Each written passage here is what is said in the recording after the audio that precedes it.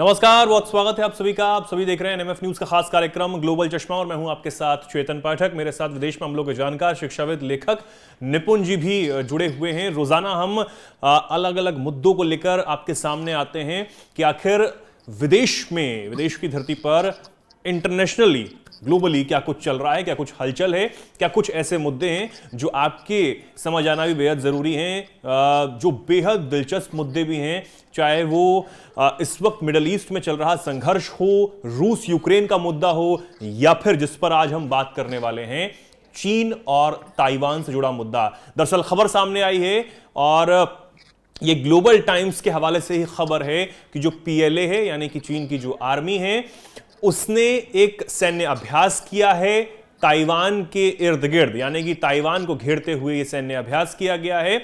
और जिसकी तस्वीरें भी आप देख रहे हैं, ग्लोबल टाइम्स ने ये तस्वीरें जो है वो छापी हैं और कहीं ना कहीं ताइवान को घेरते हुए ये सैन्य अभ्यास कर चीन ने कहीं ना कहीं उसे चेतावनी भी दे डाली है, उसे धमकाया भी है। ताइवान की तरफ से भी प्रतिक्रिया सामने आई है कि ताइवान की जो आर्मी है वो पूरी तरह तैयार है। चीन जिस तरीके से ये मानता है कि ताइवान पर उसका कब्जा है, ताइवान को वो अपना मानता है, ऐसा कुछ भी नहीं है। ये बेबुनियाद बातें हैं। इन पर हम बात करने वाले हैं कि आखिर ये हुआ क्या है और किस तरीके से चीन की जो चाल है, जो हमेशा वो रचता आता है और रचता आया है हर किसी चीज के लिए, चाहे वो साउथ चाइना सी का मुद्दा हो, खासकर ताइवान को लेकर ये मुद्दा हो, क्या ये पूरा मामला है, इसको समझने का प्रयास करेंगे। निपुण जी हमारे साथ हैं। निपुण जी, क्या कहेंगे, ये क्या पिक्चर दिखाना चाहता है इस वक्त चीन पूरी दुनिया को? देखिए, ये पिक्चर केवल यही नहीं था कि पश्चिम एशिया तक ही ये पूरा मामला रहता। इस मामले को दिखाने का प्रयास है कि अगर इजराइल के द्वारा ईरान के ऊपर एक बहुत बड़ा अगर अटैक किया जाता है, हालांकि साइबर अटैक ऑलरेडी हो चुका है, लेकिन अगर ग्राउंड पर अगर अटैक किया जाता है तो जो वॉर का दायरा है बढ़ जाएगा। और आप केवल ये मत देखिए अभी चीन का, कल ही आप देखिए जो नॉर्थ कोरिया है, नॉर्थ कोरिया ने भी क्या किया, साउथ कोरिया के बॉर्डर पर अपनी आर्टिलरी क्या कर दी है, वहां पर तैनात कर दी है। और ये तक कहा नॉर्थ कोरिया ने कि अगर हमें जरूरत पड़ी तो हम साउथ कोरिया पर एटॉमिक वेपन भी क्या कर सकते हैं, यूज कर सकते हैं। और अभी जो ये चाइना की तस्वीर आई है ताइवान को लेकर, अब ये सच है झूठ है तो पता चलेगा भविष्य में। अगर झूठ भी है, मान लीजिए सैटेलाइट कंप्यूटर्स बना के भेज दिया, हालांकि ग्राफिक्स के जरिए ये दर्शाया गया है पीएलए की तरफ से। हाँ, ग्राफिक्स है, मैं वो कह रहा हूँ ग्राफिक्स है। अगर ओरिजिनल है, बातें बहुत क्लियर हो जाएंगी कि वाकई में ऐसा अभ्यास हुआ है। अमेरिका भी इसको घोषित करेगा, सैटेलाइट इमेज सब की आ जाएंगी। तो ग्राफिक्स से दिखाया गया तो हो सकता है मेड भी हो, लेकिन हम मान लेते हैं कि ऐसा हुआ है। ये जो पूरा प्रयास है कोई पहली बार नहीं हुआ है चीन की तरफ से ताइवान को लेकर, पहले भी होता आया है। लेकिन हाल के दिनों में होना ये दो बातें दिखाता है। ताइवान की हम बात करें या हम साउथ कोरिया की बात करें, both are the ally of the America. ये दोनों क्या है, अमेरिका के अलाई हैं। ये प्रयास है दबाव बनाने का अमेरिका के ऊपर कि इजराइल को समझाओ, अगर ईरान के ऊपर अटैक हुआ तो वॉर का जो दायरा है वो वेस्ट एशिया से निकलकर ईस्ट एशिया की ओर भी क्या हो जाएगा, मूव हो जाएगा। नॉर्थ कोरिया वही करता है जो उसको रशिया और चाइना के द्वारा कहा जाता है। और ताइवान की स्थिति हम जानते हैं कि ताइवान को लेकर तो चीन की डिक्लेयर पॉलिसी है, वन चाइना पॉलिसी। ताइवान को तो पार्ट मानता ही नहीं है। और ताइवान की सिक्योरिटी को लेकर अमेरिका बड़ा चिंतित रहता है कि हम क्या करेंगे, सिक्योरिटी देंगे। तो अगर चीन ताइवान पर अटैक करता है तो अमेरिका को एक बॉर्डर पे नहीं, एक बॉर्डर पे ऑलरेडी यूक्रेन को सपोर्ट करना पड़ रहा है, दूसरे पे इसराइल को सपोर्ट करना पड़ रहा है। दो बॉर्डर उसके लिए अमेरिका के लिए खुल जाएंगे, आपका साउथ कोरिया वाला और ताइवान वाला। तो ये कहीं ना कहीं अमेरिका के ऊपर दबाव बनाने की नीति है, पॉलिसी है। मैं उस तरीके से इसको देख रहा हूँ।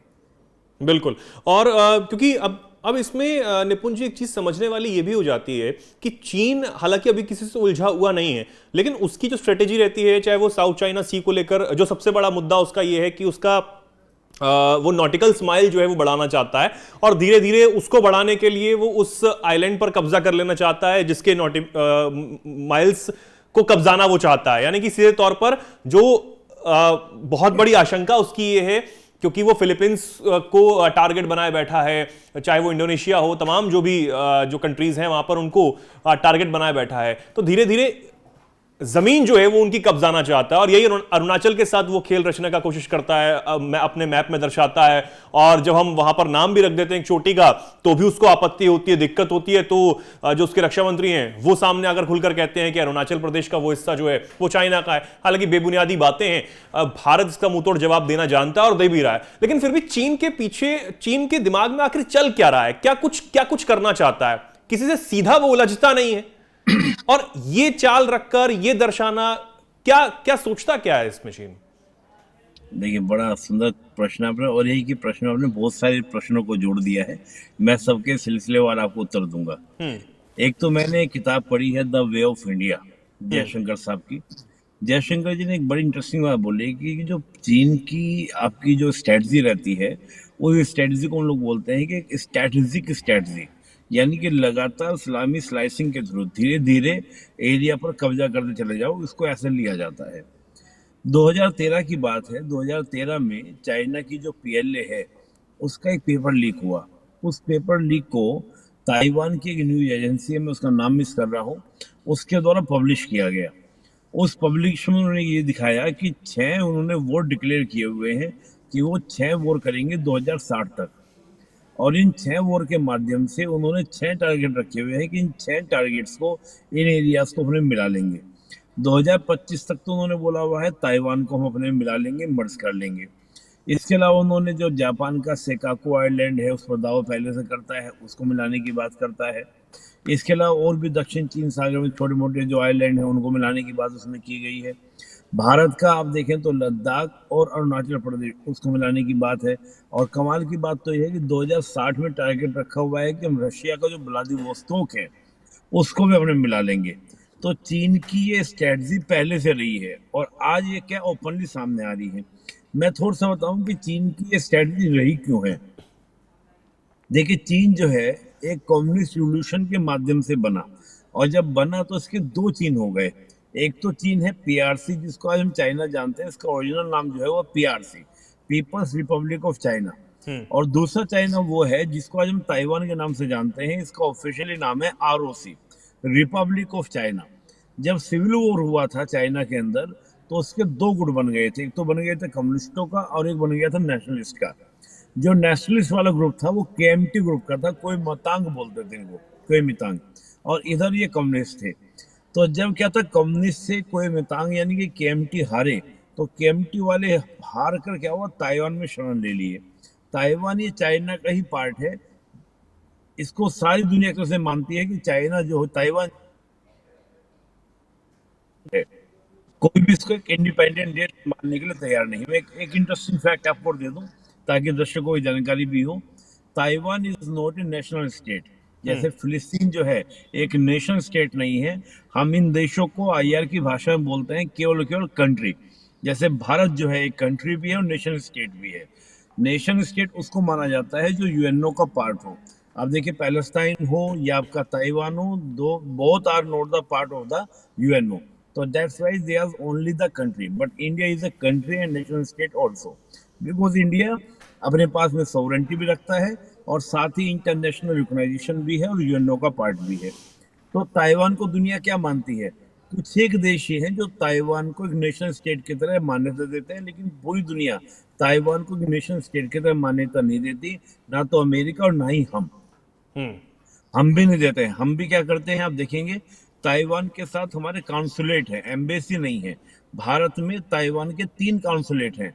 काउंसुलेट उसी के साथ होता है जिसके साथ आप एक नेशन स्टेट का दर्जा जिसको नहीं देते हैं।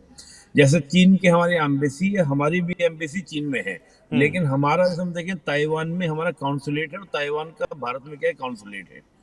तो चीन ही तभी से कहता है कि भाई उस समय हमने जो आज वर्तमान चाइना का लैंड हमारे पास में तो हमने कब्जा कर लिया था, लेकिन ये केएमटी वाले भागकर चले गए तो हम और बातों में उलझे हुए थे, इसलिए हमने ताइवान को दोबारा से रिकैप्चर नहीं किया। हम इसको कभी भी क्या करेंगे, रिकैप्चर करेंगे। तो ये तो इनका पुराना इतिहास है। और 1970 तक आप देखें, जिसको आज आप ताइवान बोलते हैं, ये आरओसी जो है यही यूएनओ का पार्ट था। लेकिन 70 में जब चाइना के साथ संबंध अच्छे हुए पीआरसी के साथ अमेरिका के, तो अमेरिका ने चाइना को यूएनओ का परमानेंट मेंबरशिप दिलाई, यूएनओ का मेंबर बनाया, और तब से ताइवान को क्या किया है, बाहर कर दिया गया है। ताइवान अब हिस्सा नहीं है इंटरनेशनल कम्युनिटी में, इसको एक मान्यता नहीं है कि वो एक नेशनल स्टेट है। हम्म।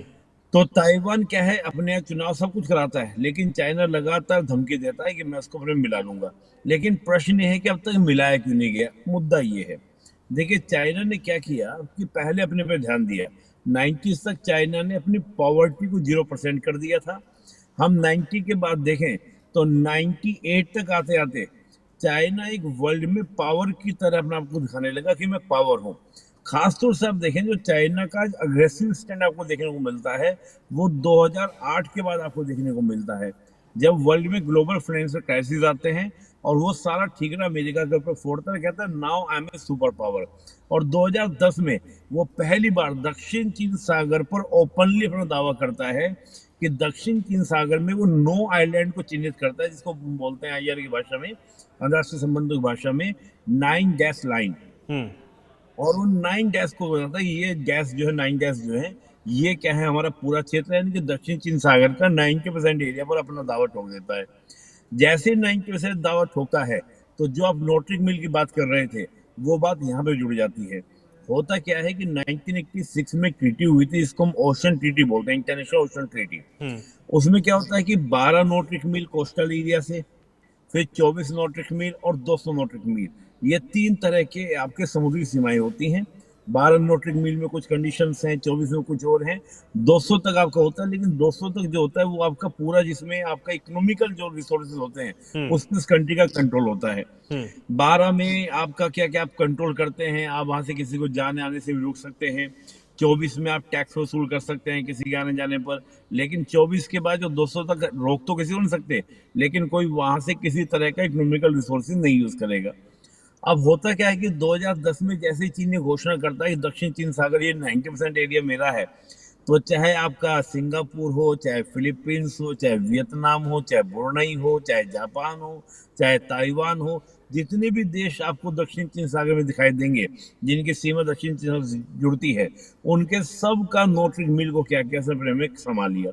और हद तो तब हुई कि 2013 में इसने 2 आइलैंड, एक स्पार्टली और एक पार्शल आइलैंड, इनका आर्टिफिशियली इंक्रीज किया। पहले छोटे थे, इनको आर्टिफिशियली इंक्रीज करके वहां पर सैन्य अड्डे बना दिया। और आज ये क्या करता है, वहां पर धमकियां देता है, कोई भी अगर फिलीपींस का शिप वहां से निकल जाए, तुम यहाँ से क्यों निकल रहे हो, तुम जानते हो ये हमारा एरिया है।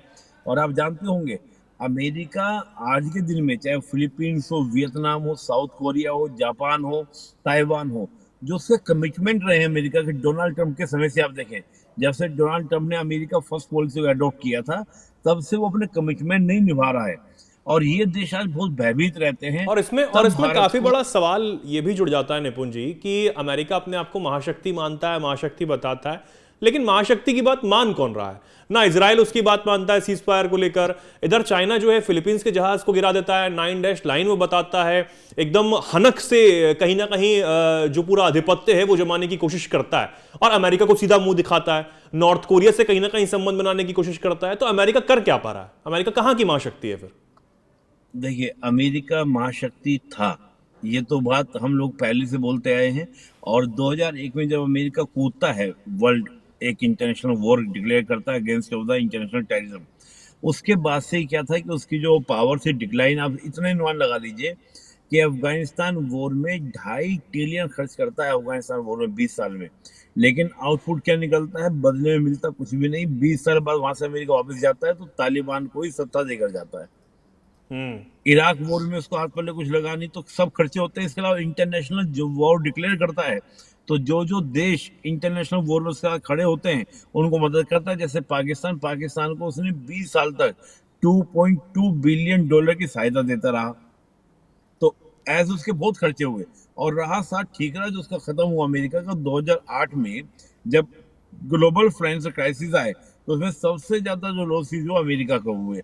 आज अमेरिका प्रयास तो करता है, डोनाल्ड ट्रंप इस बात को समझ भी गए थे, और डोनाल्ड ट्रंप ने क्या किया, जहां भी इंटरनेशनली जो भी वो फंड को डोनेट करते थे अमेरिका, अब वहां सब जगह से डोनाल्ड ट्रंप ने अपना हाथ खींचना शुरू कर दिया था। चाहे हम यूनेस्को की बात करें या आपका जो हमने बात करें, बहुत सारी डील होने नहीं दिया था कि हम उन डील को नहीं होने देंगे, इससे हमको नुकसान होगा। लेकिन वर्तमान में अमेरिका की स्थिति, अमेरिका भी जानता है कि we are not the super power, और चीन क्या चाह रहा है कि हम सुपर पावर बने, लेकिन था क्या कि जब कोविड का समय आया, कोविड 19 का, तो कोविड 19 में चाइना ने पुरजोर कोशिश की कि हम वर्ल्ड के लीडर बन जाएं, लेकिन वर्ल्ड ने चीन की लीडरशिप को स्वीकार नहीं किया। रीजन एक ही था, अमेरिका की लीडरशिप को स्वीकार किया। पावर की बात तो थी, लेकिन साथ ही अमेरिका की लीडरशिप को स्वीकार करने की वजह ये थी कि America is a democratic country, और डेमोक्रेटिक कंट्री का मतलब होता है जो डाइवर्सिटी को एक्सेप्ट करता है। चाइना एक डेमोक्रेटिक कंट्री नहीं है, वो अपनी यहाँ पर डाइवर्सिटी को एक्सेप्ट नहीं करता है, तो पूरी दुनिया की डाइवर्सिटी क्यों एक्सेप्ट करेगा। इस वजह से दुनिया जो है चीन की लीडरशिप को स्वीकार करने को मना कर देती है, और चीन बहुत ही अग्रेसिव स्टैंड दुनिया के सामने लेता है, चाहे वो इंडिया के साथ गालवान क्लैश करने की बात हो, ताइवान के ऊपर एग्रेशन दिखाने की बात हो, अरुणाचल प्रदेश को और ज्यादा एग्रेशन दिखाने की बात हो। आप कई जगह देखें, कई लेकिन अब बॉर्डर पे ताइवान को देखेंगे हम फिर भी चीन का रिपब्लिक ऑफ aggression। चाइना जरूर कहें, लेकिन ताइवान तो नहीं मान रहा है अब इस बात को। ताइवान तो क्लैश लेने के लिए भी तैयार है। नहीं नहीं, देखिए ताइवान तो, देखिए ताइवान, अब जो वही प्रैक्टिकल सी बात समझिएगा, क्या रशिया के सामने यूक्रेन खड़ा हो सकता है क्या? आप कहेंगे बिल्कुल भी नहीं। क्या इसराइल के सामने हमस खड़ा हो सकता था क्या? बिल्कुल भी नहीं। लेकिन अपना अस्तित्व बहुत बचाने बड़ा के लिए गैप। कोशिश तो करेंगे। हाँ, कोशिश, देखिए एक आपका अच्छा खासा रिएक्शन होगा, और देखिए होगा क्या कि ताइवान पर अगर चीन अटैक करता है तो ताइवान को अमेरिका सपोर्ट करेगा। ये वही वाली कहानी होगी। देखिए अब इंटरेस्टिंग बात समझिएगा, यूक्रेन को सपोर्ट करके अमेरिका ने क्या किया? यूक्रेन के हित नहीं किया है, उसने रशिया को नुकसान पहुंचाने का प्रयास किया, ताकि रशिया का जो एक पूरा वर्ल्ड में हवा मचा हुआ था वो हवा टूटे, और रशिया कई साल तक, 10 साल, 15 साल, 20 साल बैक में जाए। यही वो करेगा। ताइवान का हितैषी नहीं है अमेरिका। अमेरिका, बताइए, अमेरिका ने ही तो ताइवान को बाहर निकाला, और अमेरिका अगर इतना ही हितैषी था ताइवान का, तो नेशनल स्टेट का दर्जा दे दे। मान ले, वन चाइना पॉलिसी को मैं नहीं मानता, मैं मना कर दे कि हम चाइना ताइवान को एक इंडिपेंडेंट स्टेट मानते हैं, पूरा एकदम क्लियर कर दे। ऐसा चाइना, अमेरिका ने नहीं किया। अमेरिका कहता जरूर है। तो मुझे लगता है कि ताइवान को सपोर्ट करके, और देखिए ताइवान में बड़ी इंटरेस्टिंग बात क्या हो रही है, ताइवान में दो पॉलिटिकल पार्टी हैं। एक पार्टी तो है जो वहाँ के लोगों की है, जो वहाँ के लोगों ने बनाई हुई है, जो लोकलाइट लोग वहाँ के हैं, और दूसरी है केएमटी ग्रुप, वो भी आज भी वहाँ पर है। जो केएमटी वाले वो हैं जो मेनलैंड चाइना से वहाँ पर गए थे।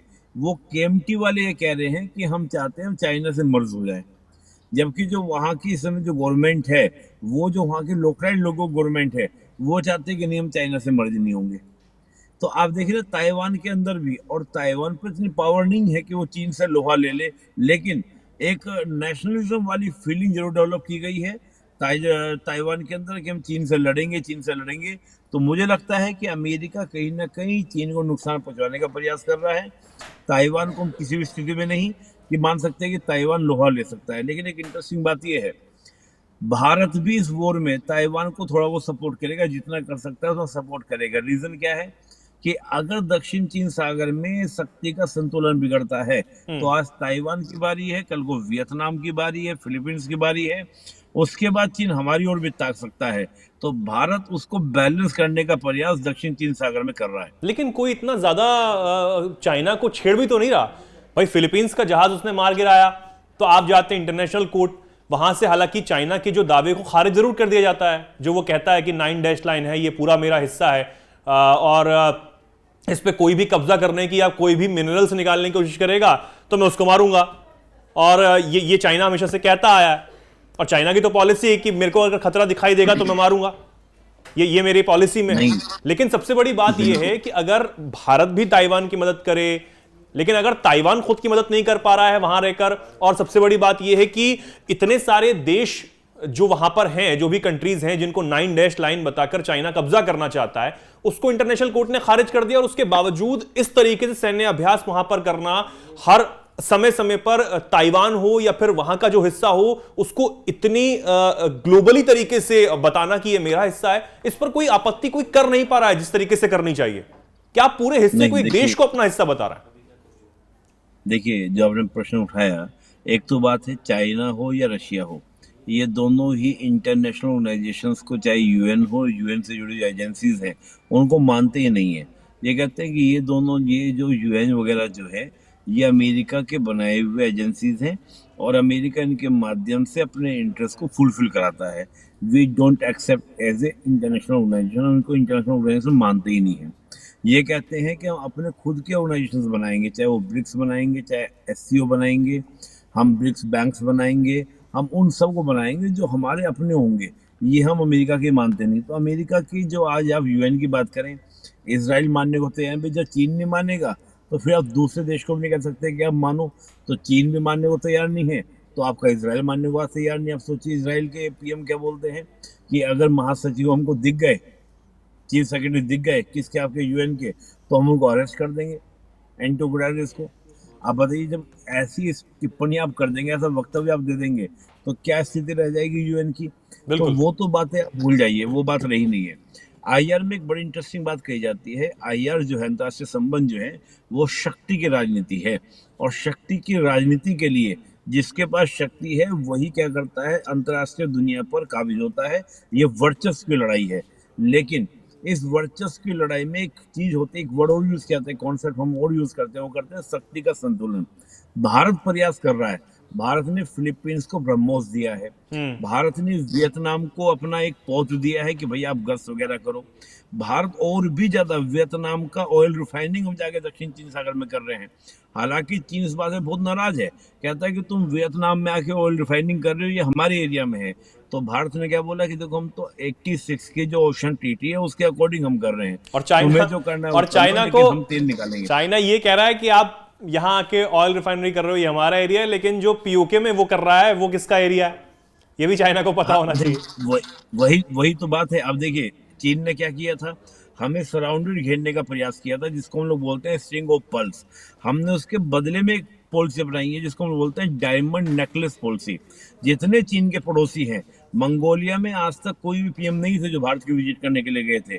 पीएम मोदी ही वहां पर पहली बार विजिट करने के लिए गए थे मंगोलिया। आप देखिए वियतनाम की हम बात करें, सब देशों के साथ आज हमने बेटर रिलेशन बनाए हैं। ब्रुनेई भी होके आया है प्रधानमंत्री। हाँ, तो इसको एक उत्तर दिया जाता है कि टीट फॉर टैट वाली पॉलिसी, कि जैसे तुम हमारे पड़ोस में आके हमको घेरने का प्रयास कर रहे हो, हम तुम्हारे पड़ोस में। और ये भारत क्या है, ये मान लीजिए मजबूरी मान लीजिए, क्योंकि भारत अगर चीन को प्रति संतुलित इस एरिया में नहीं कराएगा तो दिक्कत क्या होगी, वो आपका भारत की ओर क्या करेगा, मूव करेगा।